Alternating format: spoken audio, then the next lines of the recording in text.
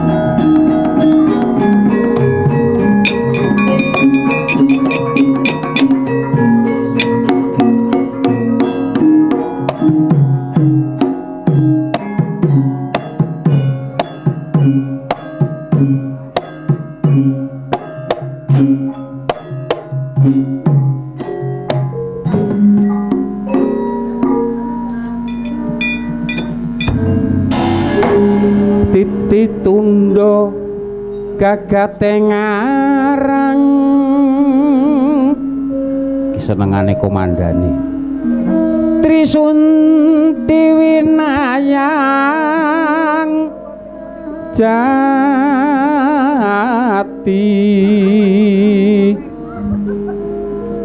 kapat mongko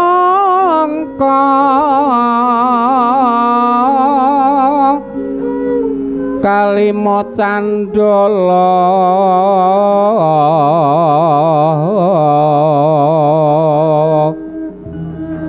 mongko kalima candala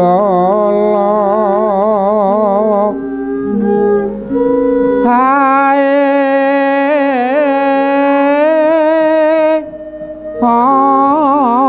ana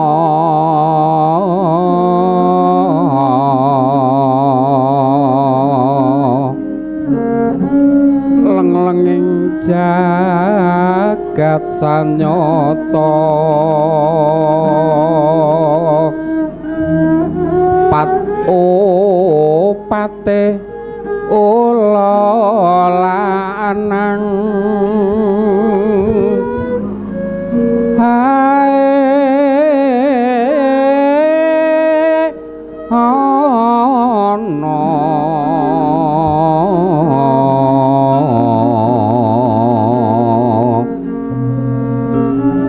upate ula lanang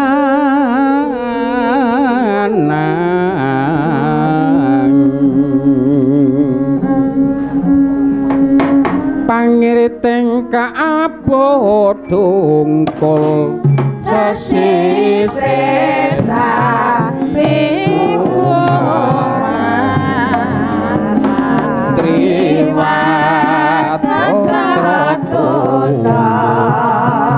yen piti aku lawu banda patu pate ulanan tung dang ta tung dang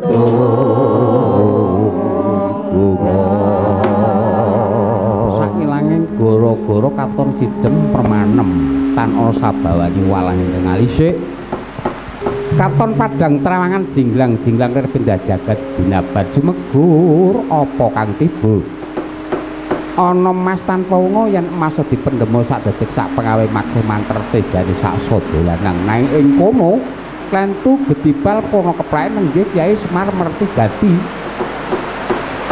incek imung demak jempul gul kaloran mangkono cipta rengganira Kyai Semar Bodrono hei iki swara apa kok dadi kemrosak kaya udan sing nyetel radio dipateni sik iki sing dikersakake Pak Pasiter ya klasikan kaya ngene iki ngelingke marang kanca-kanca lan ibu-ibu waranggana awake dhewe iki dilebokake YouTube dadi aja nganti mung sak kepenake dhewe nanging bisa nganti tuntas tapis lan becik banjur ditibake gending kutut manggung irama telu sagongan mawon tintingane Mas Heri saka telu omah jembar batur riron rinting ompak papat sinangga saka ki omah joglo iki sunduk kililan gonjone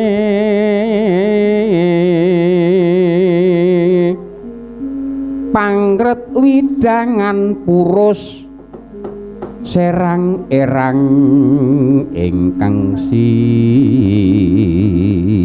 nabe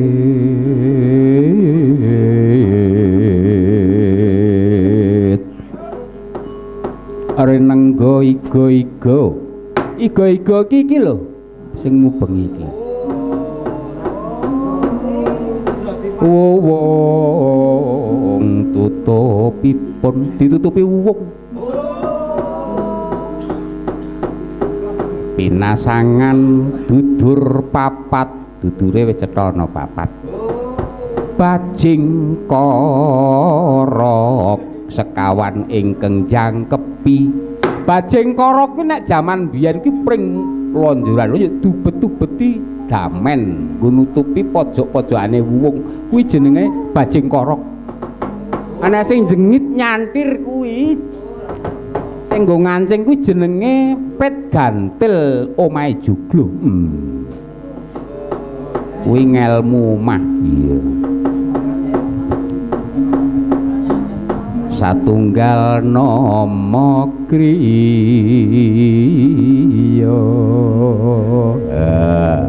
apik to lanjur iki dipasake meneh karo sing supaya padha nyingkirake tumindak lelakone jem setan priprayangan sing ora katon awake dhewe iki tembange ana supaya ana tembung demit ora ndulit setan ora doyan iki lek ngenai pepunden saka Candi Sewu bapakne Yu Ipah rungokno ingkung wewe waduh sinantenan kanil pecel keblak kang diolah mentah medeni tenan gendruwo ginawe dendeng bagi ngeri karo Intan direkam satene ilu-ilu Banaspati dipun gorengi Banaspati ini digoreng lalaban balung tetekan kemamang sinemur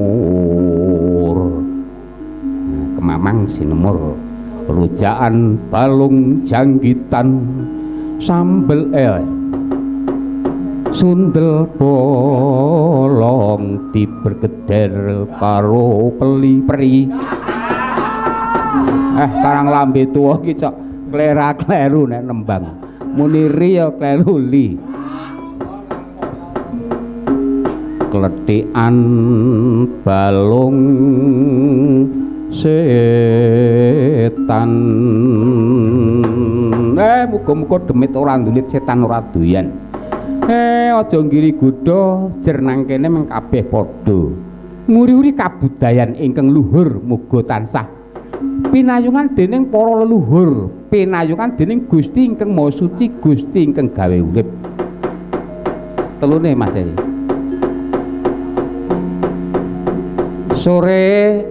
sore mutut maanggung wedang ron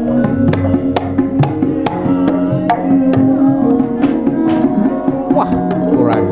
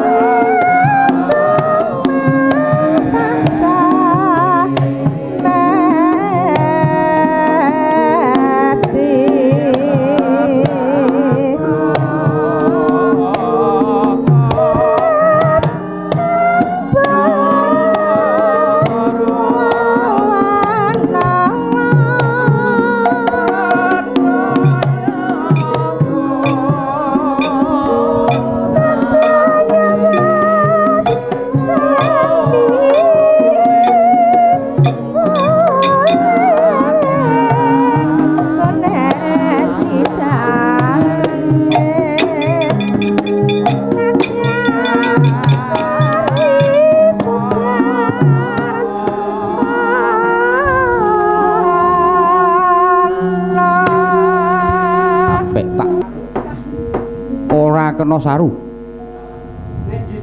nek jijiki ora kena jorok ne utang dite wong kok jan aja do digarap saking ngondak rambuté Mas saya brindil wis men karang kabeh iki wis ana sing duwe lakon dhewe-dhewe yo terus ke Bu niki yo nama digongke napa pun? Gongke. Oh, gongke. Gur. Oh, tunggal dene. Kowe engko ora madang lho angger sembrono ngono kuwi. Iki ki do diliwetake ora. Yo. Yen tan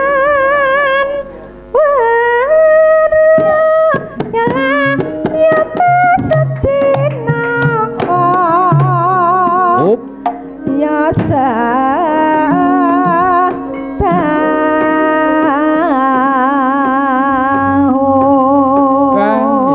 karang ya wong kuwi nek kandha dadine ngerti nek jane meneng wae ora ngerti. Ning rumangsaku ki mau jan ndelok utawa mudut sak pole. Mergo klewute diwalik moji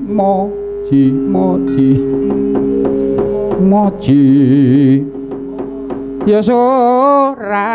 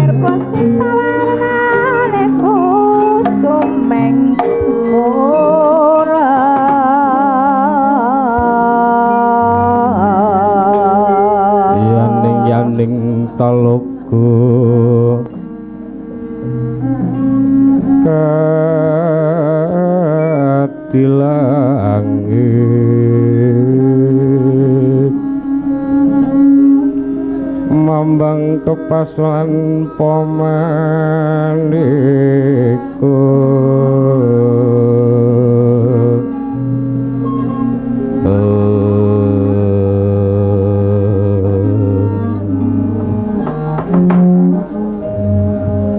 Kakang Semar blegedegek ugeg-ugeg sak drita melumel. Wonten apa Gus? Nala Gareng Petruk. Wonten apa Ndara? Wonten apa Gus? Iki Bagong ana ngendi? Wah, Dan. Anak-anak kula niku nek kon melu kula cok angel temen. Mau ki ya melu kok Pak Nandita rek jane mau. Gong. Kek dandani mik entek baterene wong. Gus, ana apa Kakang Semar? Sajak semu menggalih menapa kadosipun? Kok saya pucet? Ya ora saya pucet kok Pak kae ku pancen Ndara Janaka ngono kae. Ah ora kok rek. Ning kaya ana sing dipikir. Ning ya nek umpama Ndara Janaka ki nek bab duit kita ya ora mikir wong nek iki kecukupan. Wong urip ki ora mung cukup mikir duit. Rasah ngandhake duit mergo sing nang mburi kae. Mikir-mikir duit ora. Gus, Ndara. Kula aturi ngendika menapa ingkang dados kersanipun? Kula menisa melu cawe-cawe. Kakang Semar. Wonten apa? Wektu dina iki aku rumangsa kelangan anak-anakku Pandhawa. Kok kelangan kados pundi Gus? Wah. Kados pundi ta Gus kok kelangan? Awit para putra Pandhawa kang ora timbul ana ing ngamarta, ora netepi kewajiban ingkang mangka wis sawetara. Wah, jan kek nyodo nang ndi? Kuwi kok ya ora ada digatekke sing tuwa do ora iso ngawasi bocah-bocah ateges. Mula saka iku Kakang Semar mbok menawa ana gegambaran ana ngendi anak-anakku Pandhawa Kakang Semar. Semare Koden Prayitna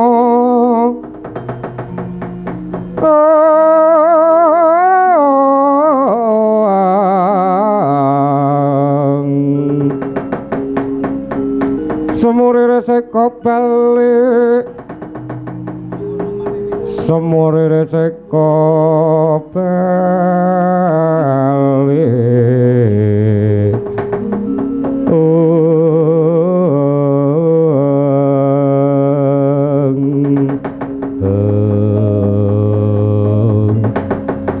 Wah, nggih. Nggih kok ngelus-elus weteng iki ngapa ta, Pak? Wetengku kok ngintir-intir. Lek dikandhake to Pak apa janjane kepiye? Ndara Janaka ki bingung. Den. Monggo. Yen boten klentu menika wonten gegambaran ing sakmangke saged pinanggih dhateng putra-putra Pandhawa mengkono Kakang Semar. Monggo kula dherekaken njajah desa Milangkori.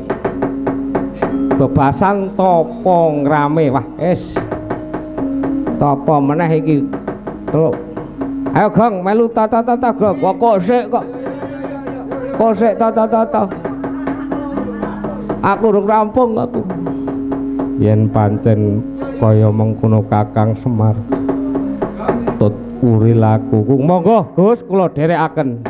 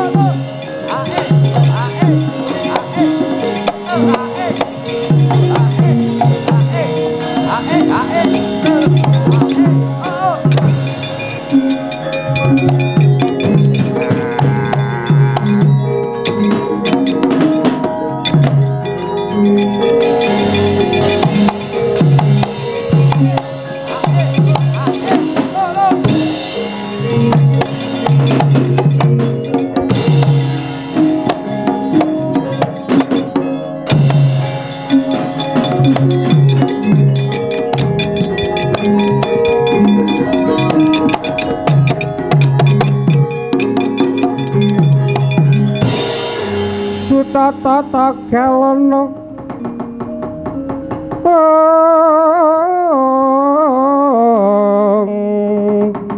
Lindriyaksa sara meruta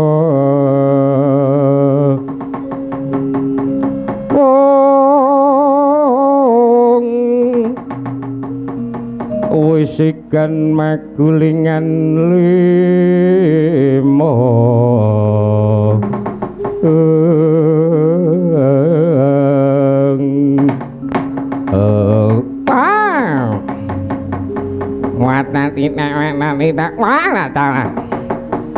ora nduga ora ngira nang tengah asana satriya bagus metokake maraka ana satriya ngaku sapa jenengmu ngendi omahmu sapa kang dadi aranmu satriya ana buta iki Petruk wah ngatos-atos lho Gus ana apa to iki kok mandeg nek mlaku kok golek warung apa piye nek mlaku ki nek mandeg ki kok yo mandeg kok ora ana apa-apa meneng wae to Gong tak tilekane wonten apa Gus ana butuh oh kok kaya bledek bledek piye to nek kae iki mah ora nggo untu iki untune ting cengengeh ngatos-atos lho Gus iya Petruk Satya bagus ngaku sapa jenengmu meneng wae ora gelem omongan apa wedi nek internet tibong ana buta takon kaya wanggegusah kekejer kaya manuk branjangan genti takon kowe buta ngendi sapa kang dadi junjung dongkon junjung praceka babu senajan aku buta ora sembarangan buta aku ratuning buta saka kali dengen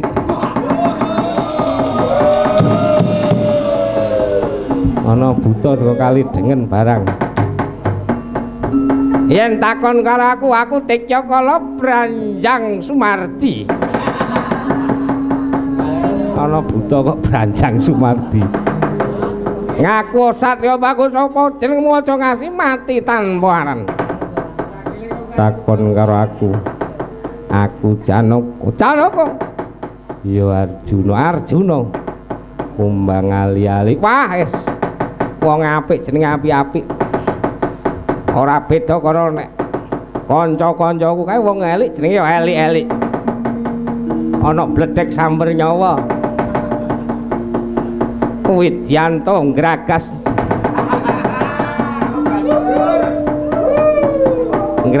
pati Satya aja mbacutke lakumu iki grumul kuwi kalasku kena mbacut ora kena ya mbacut wah apa ora wedi nyawang barisaning para buta pating jengkelek pating cengengeh sirahe buta tak sampar tak sandung rek maning nylimpet sikil tigas janggane wah kemendel iya kanca-kanca tata deloken yen Satya kira gelem mundur saka kene apa kelakon tak sabetke ku mudha rangsang gogrok iki kamu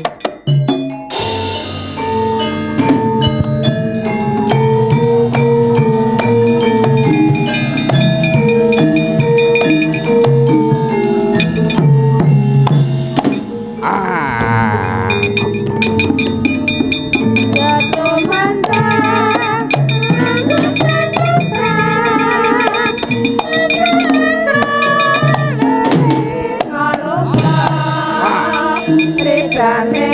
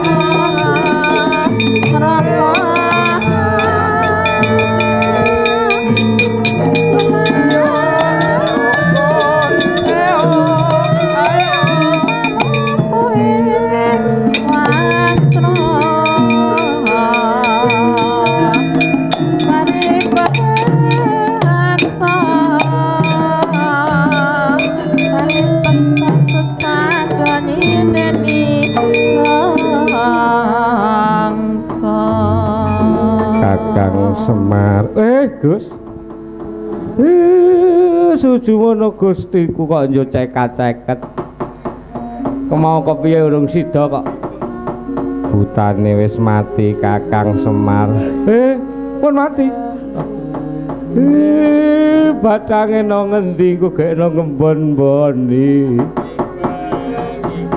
Wis. Kae cangkeme buta-buta sing rung mati kae.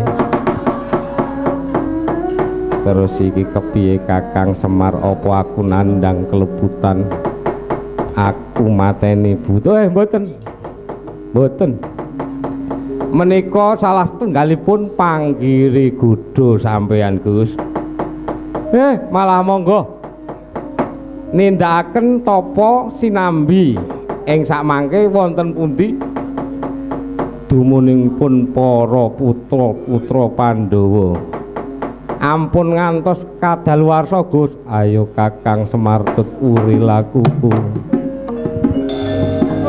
iya sing sayo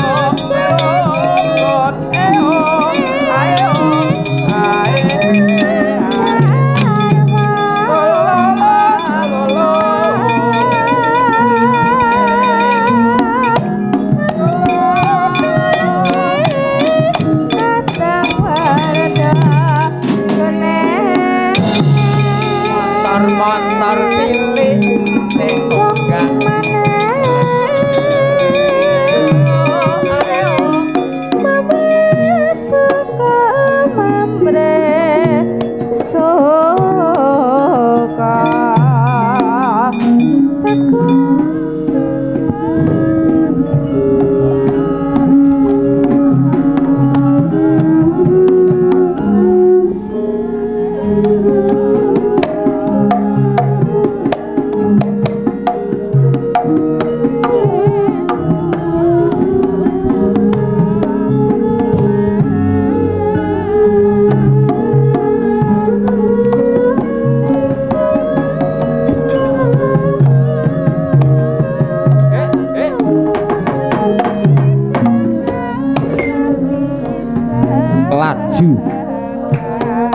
tindaknya sangat bagus yen Arjuna ingkang kadharaken Perpat Wanakawan sapunika saged anyingkiraken bebaya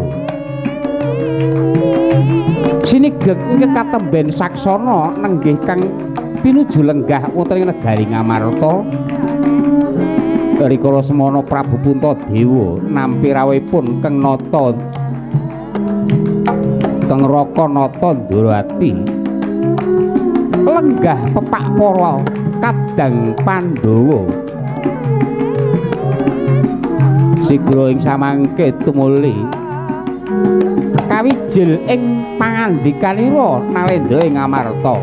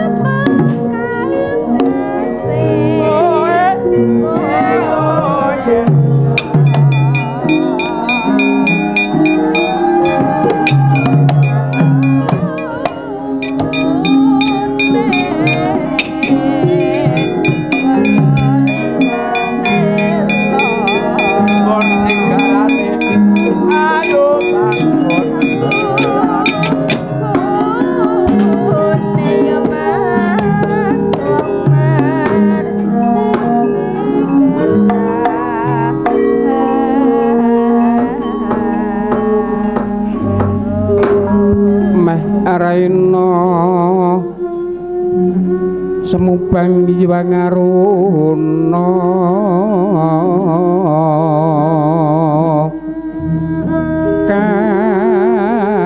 katinetrane nganggo rapuh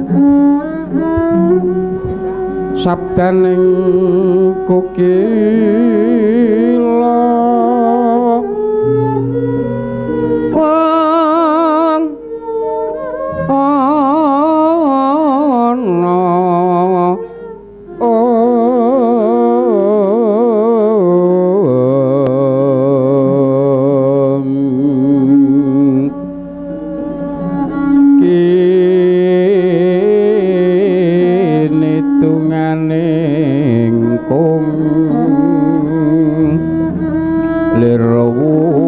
sing pene panca